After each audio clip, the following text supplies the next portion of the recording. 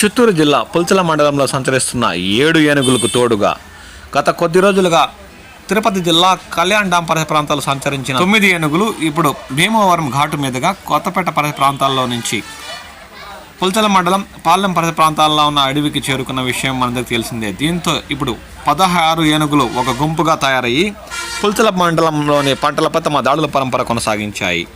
అవి మంగళవారం రాత్రి పుల్చల మండలంలోని పంటలపై తమ దాడుల పరంపర కొనసాగించడంతో స్థానికంగా ఉన్న రైతులకు కష్ట నష్టాలు ఎదురయ్యాయి.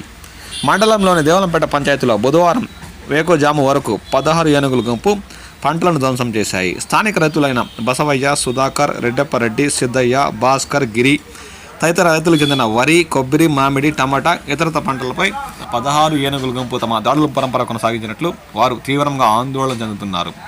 సంబంధిత శాఖాధికారులు వీటిపై ప్రత్యేక దృష్టి పెట్టి వీటిని దూర ప్రాంతాలకు తరమాలని వారు పదే పదే కోరుతున్నారు.